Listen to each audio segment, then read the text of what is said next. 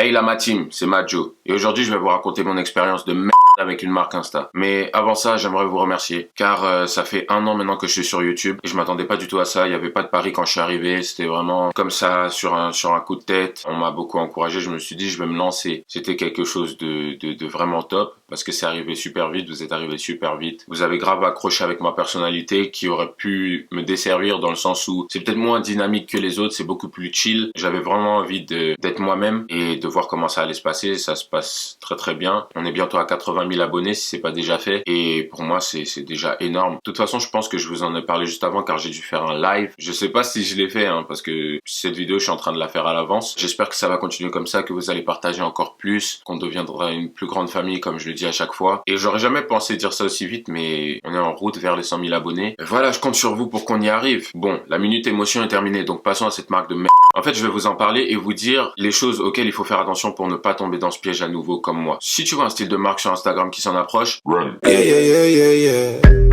Did you see what I done? Came in a black Benz, left in the white. Suite à ma précédente vidéo sur les 3 mensonges d'Instagram, vous m'avez beaucoup demandé de vous donner mes anecdotes sur les shootings ratés ou des castings que j'ai foirés. Et j'ai décidé de vous raconter une petite histoire sur un shooting complètement pété. Donc c'est parti. Alors ça remonte à 2-3 ans et j'étais pas encore à fond sur Instagram, je connaissais pas exactement tout. Je devais avoir quelque chose comme 3000 ou 2000 abonnés, c'était vraiment pas ouf. Et maintenant je reçois un DM et le gars me dit qu'il aime bien mon style, qu'il a envie que je représente sa marque et que je fasse un shooting avec lui et il m'envoie des photos de ses produits. Lorsqu'une marque vraiment vous présente ses fringues en mode regarde ce que j'ai, regarde ce qu'on fait, etc., c'est pas pro. Il va te passer le lien d'un site ou d'un blog ou de vidéos YouTube où ils ont déjà fait quelques présentations, mais il va pas te prendre une photo de chaque vêtement comme ça et te les envoyer. Ça fait un peu désordre. Bref, moi je savais pas tout ça. Donc ouais, on discute, etc. Et je lui dis que je suis intéressé. Vu que c'était une grosse marque, Soi-disant, parce que c'est pas parce qu'il avait beaucoup d'abonnés que c'était une grosse marque. j'étais aveuglé par le nombre d'abonnés. C'est pour ça qu'il faut regarder cette vidéo pour pas se faire avoir comme moi. Et je m'en foutais en fait que sur leur like, ils fassent à peine 50 ou 13. Je m'en foutais tellement parce que je me disais, ah ouais, waouh, ils pètent le score, tu vois. Bah, c'est bien pour mon compte en fait d'avoir des photos un peu plus professionnelles. Donc j'ai décidé d'en profiter. Maintenant, il me donne un rendez-vous et il se trouve que c'est à côté de chez moi, donc j'y vais, je fonce. Et en fait, on se retrouve chez lui. Je m'attendais à un grand hangar avec plein de fringues et de la musique de fou et enfin, vous voyez le délire. Mais on se retrouve chez lui, dans un petit appartement modeste. Il n'y a pas à juger, un petit appartement modeste, mais je m'attendais pas du tout à ça. Bon bref, dans les photos qu'il m'a envoyées, même si c'était pas forcément une bonne idée de le faire comme ça, il y avait des bêtes de veste, etc., etc. C'était des vrais trucs et tout, c'était beau. Donc je me suis dit, ah, c'est ce que je vais porter. Maintenant, il me fait essayer des fringues et aucune fringue n'est à ma taille. C'était une soi-disant grande marque, mais c'était dément, donc on commence à me faire essayer tout et n'importe quoi, des trucs qui me plaisaient pas forcément, mais moi je m'en fous, c'est pour le shooting. Je sais que j'allais pas forcément être payé. Pas être payé, non mais t'es vraiment malin toi. Et j'en avais rien à faire à partir de là. Je voulais quand même des bêtes de photos avec des vêtements qui assurent. Et là, lorsqu'on a essayé toutes les fringues, vu qu'il y en avait aucune à ma taille, on commençait à descendre un peu du level, tu vois. Et moi, ma patience, elle commençait à descendre en même temps, en fait. Ma patience commençait à descendre en même temps. J'étais un petit peu sur les nerfs. Je me disais, mais il se fout de moi, en fait, parce que je lui ai dit ma taille. Normalement, c'est bon, mais non, non, non. Finalement, on trouve une veste correcte que je vais devoir porter pour le shooting. Je me dis, bon, d'accord, on va faire avec. Et il commence à me raconter l'histoire de sa marque et les objectifs qu'il a avec ce shooting, etc. Moi j'ai fait des tours à Londres, je suis parti aux États-Unis, you know, je suis dans un délire, no weakness, tu vois, pas d'excuses. Je suis un businessman, un auto-entrepreneur. Et c'est ça que représente ma marque. Il faut briser ses chaînes. Avec ce shooting, on va faire des Fashion Week. On va apparaître dans une petite rubrique de Vogue. C'est pour ça que je t'ai appelé. Soi-disant. Donc moi je me dis, ouais, il est un peu space, mais il a l'air de savoir ce qu'il fait. Et je suis tombé dans le panneau. Donc je me dis, bon, bah c'est cool. Peut-être que je vais pouvoir prendre un magazine et le donner à ma mère. Elle pourra me voir dessus. Donc en 2 secondes, on se donne le lieu du rendez-vous, etc., etc. Et puis, je rentre chez moi. On arrive au jour du rendez-vous. Et déjà, quand j'arrive à la gare, il y a personne. Pas de souci. Ils sont censés être pros, j'arrive à l'heure. Je me suis dit que tout le monde allait arriver à l'heure. J'attends pendant 45 minutes. 45 minutes. Je sais pas si vous vous rendez compte. Déjà, j'aurais dû me barrer. Donc maintenant, ils arrivent. Je vois 2 autres modèles. Bien sûr, c'est normal et tout. Je m'attendais à voir des modèles. Et le gars en question, le super boss, auto-entrepreneur, / businessman, / PDD. Je me dis, on va être dans un studio. On va avoir un vrai décor. Il me dit, vas-y, monte dans la voiture. Je monte dans la caisse avec des gars super sympas. Les modèles qui étaient avec moi, ils étaient super sympas, super cool. Tout ça, y a pas de souci. On est dans la voiture, on est posé, on attend au garage. Tu veux dire parking? Bref, continue. Je commence à dire à monsieur businessman, qu'est-ce qu'on attend en fait? T'inquiète pas, man. On attend juste le photographe. On attend le photographe pendant 15 minutes. Là, j'ai senti que ça allait commencer à être de la merde en fait. Parce que je vois un gars juste avec un petit appareil photo. Genre un petit appareil photo qui fait caméra, mais un vieux truc. Mais c'était rincé. On devait faire une vidéo promo et les photos. Et je le regarde déjà en mode... Déjà, ça donnait moins envie. Et vous savez quoi? Par rapport aux autres, les fringues que j'avais étaient complètement pétées. C'était le summum de la merde. C'était même pas ce qu'on avait prévu. Les autres, ils avaient des bêtes de fringues, des bêtes de vestes, etc. Veste rouge, veste bleue, un truc comme ça. Et moi, au début, je me suis dit, c'est une robe. Et je me suis dit, mais il se fout de ma gueule, en fait, le mec. Si vous voyez Naruto, sa tenue d'Hokage, là, voilà, j'avais une sorte de longue robe. Et tout ça, sans manches. En gros, ça ressemblait à ça.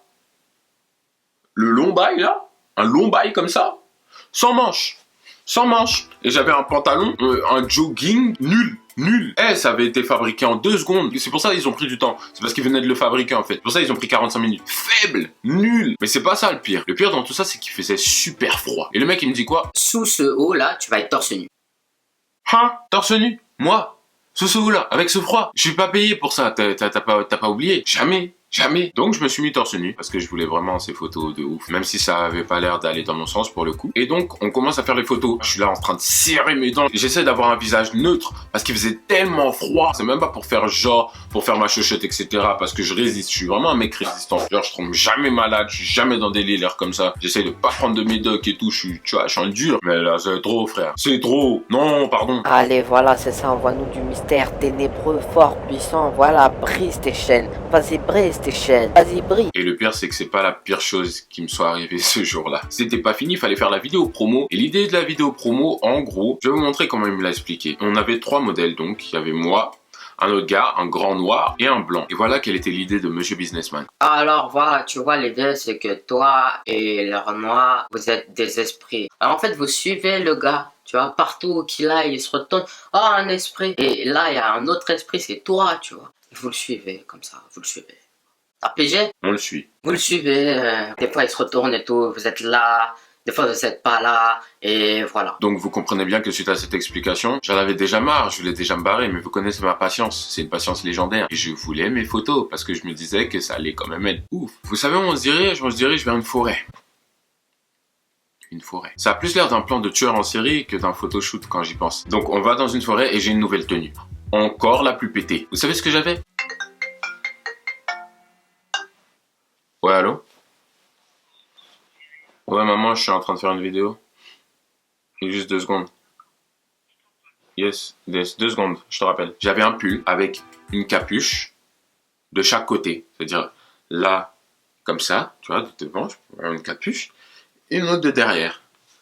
Expliquez-moi le sens. On n'est pas à une Fashion Week, on était très loin, très loin de Louis, on était très loin d'Yves Saint Laurent, on était très loin des grandes maisons. Les gens sont censés porter ça. Qui va porter ça, Monsieur Businessman? Qui? Donc bien sûr, on joue toujours les esprits, etc. On devait marcher d'une certaine manière et s'arrêter, se cacher derrière des arbres et réapparaître. On dirait on jouait un cache-cache en fait. Honnêtement, Monsieur Businessman n'avait aucune idée de ce qu'il faisait. Il faisait tout en one shot. De rien du tout. Son caméraman, soi-disant caméraman, en fait, c'était juste son pote de collège ou je sais pas quoi. La forêt, il l'a trouvé sur Google Maps en se disant « Ah ben il y a une forêt, on ferait mieux d'y aller, ça serait bien, ça serait pas mal. » Il n'y avait pas de plan. Il n'était pas précis. Je commence à lui poser des questions. Je lui pose une question. Je lui dis « T'es sûr que c'est bon là? C'est pas mieux le studio comme ce dont t'avais parlé ?» Et le mec me répond « Vas-y, tu poses trop de questions, fais juste ce que je te dis. » Bien sûr que je vais poser des questions, c'est normal que je pose des questions. Si ton truc, ça se voit, il est pas travaillé. Il nous disait de nous foutre par terre dans des herbes et de ressusciter et de je sais pas quoi. Waouh, c'est quoi le délire? On n'est pas déjà des esprits? Pourquoi on se fout par terre pour se relever? Qu'est-ce que ça a à voir avec la marque? Bref, à la fin de la journée, on rentre et on est séparés en 2 voitures, tu vois. Les modèles, on est partis dans la voiture ensemble parce que l'un des gars, il avait le permis. Donc on rentre avec lui et je voulais surtout pas rentrer avec l'autre parce que déjà, rien que de le voir ses yeux globuleux, ça me rendait ouf. Sur la route et tout, on parle de musique et d'un peu de tout. Je décide de vider un peu mon sac. Je dis, franchement, c'était sympa et tout, mais c'était beaucoup de taf pour des gars pas payés, non? Mais moi je suis payé, hein. Ah ouais, c'est vrai, t'es payé. T'es payé? Bah ouais, bah je suis payé. Bah toi? Et merde.